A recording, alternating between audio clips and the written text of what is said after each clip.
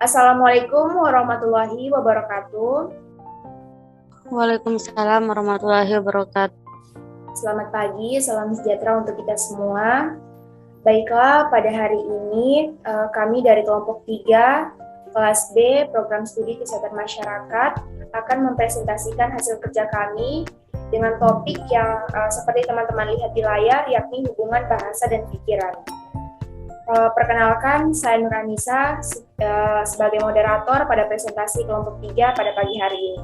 Sebelumnya yang kami hormati dosen pengampu mata kuliah Filsafat dan Logika Kesehatan Pak Sadil Syah. Dan tentunya teman-teman kelas B yang saya sayangi dan saya banggakan. Sebelum kita lanjut, saya akan memperkenalkan nama-nama dari kelompok 3. Yang pertama, Nur Anissa, saya sendiri dengan NIM P101210332. Selanjutnya ada Delviana Luamba dengan NIM P1012102. Ada Farha Zulfia P1012125. Ada Lian Apriana P1012127. Ada Citra Rasmi P1012130. Ada Nursyada Syarif P1012196. Dan ada Nurhaliza P1012127. Baiklah, saya persilakan kepada Lian Apriana untuk membacakan slide yang telah ditampilkan. Baik, langsung saja. Bahasa dan berpikir adalah satu kesatuan yang sangat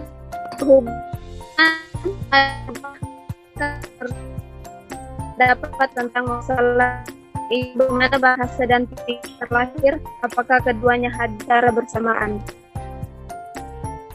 Kembalikan kepada moderator. Baiklah, itu tadi pembacaan materi dari Lian Apriana, namun mungkin Lian Apriana masih terkendala jaringan. Jadi Lian Apriana sebelumnya telah menyebutkan bahwa bahasa dan berpikir adalah satu kesatuan yang berhubungan, namun beberapa pakar yang ada di dunia ini mempunyai pendapat yang berbeda terkait dengan bagaimana bahasa dan pikiran itu terlahir dan apakah keduanya ini hadir secara bersamaan. Untuk itu, kita akan secara lebih rinci menjelaskan pada presentasi kali ini. Baiklah, untuk itu saya persilakan kepada Nursyada Syarif untuk membacakan rumusan masalah yang akan kita bahas atau kita ulas pada presentasi kali ini.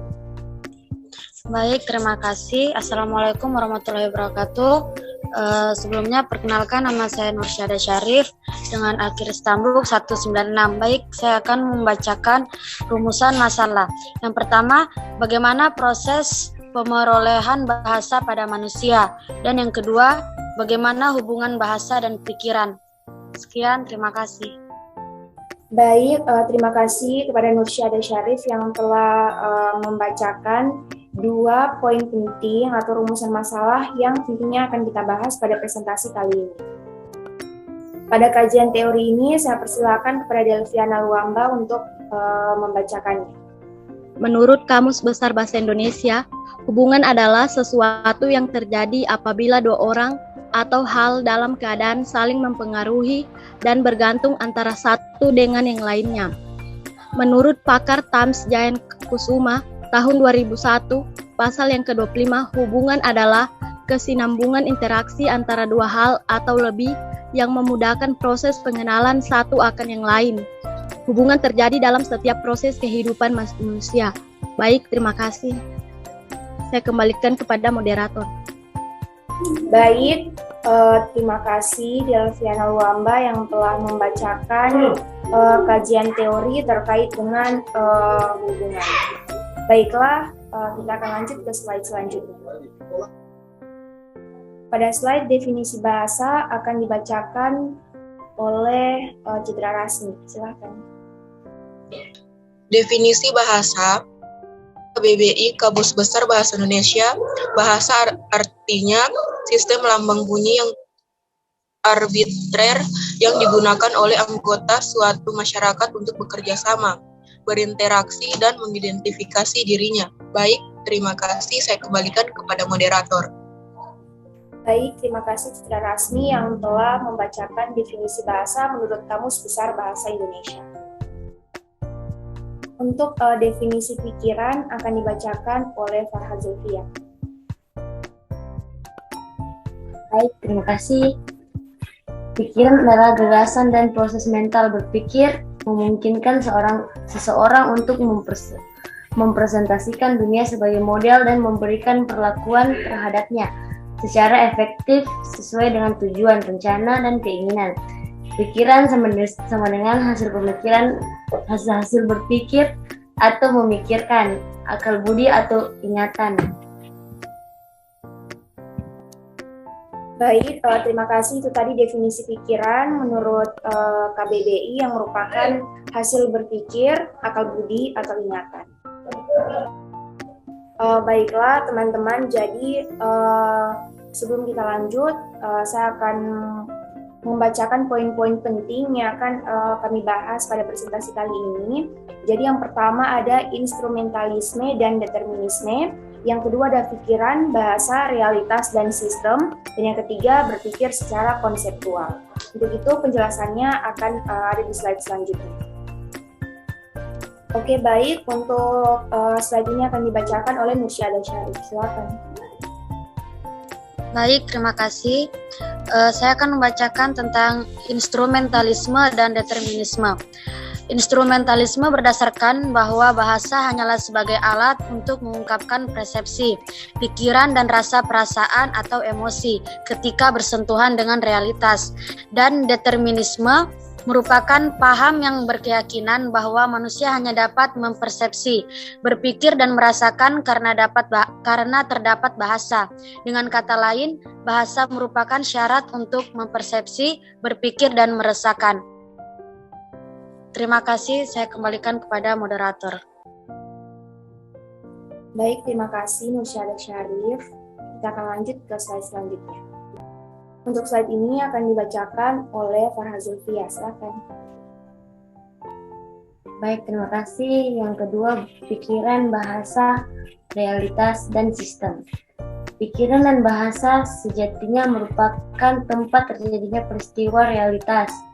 Dengan berpikir manusia akan mampu menyelesaikan permasalahan. Sehingga berpikir berarti membiarkan realitas terjadi sebagai peristiwa bahasa.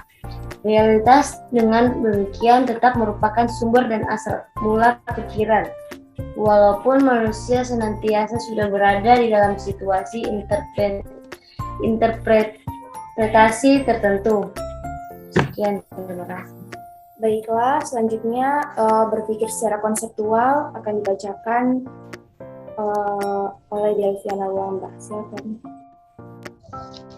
Berpikir konseptual. Berpikir konseptual adalah suatu pola pemikiran yang telah ditentukan batas-batasnya secara cermat, rasional, sedemikian rupa sehingga ada kesesuaian antara ide dengan kenyataan, yaitu selalu memecahkan suatu masalah menggunakan konsep yang telah dimiliki berdasarkan hasil penilaiannya selama ini. Baik, terima kasih. Saya kembalikan kepada moderator. Baik, terima kasih Delviana Wamba. Selanjutnya akan dibacakan oleh Lian Apriana. Saya akan membacakan kesimpulan. Bahasa dan pikiran memiliki hubungan yang sangat erat, karena dengan bahasa maka mampu mengubah maupun memengaruhi pikiran. Bahasa dikenal sebagai alat komunikasi atau alat dari pemikiran, tool of thought.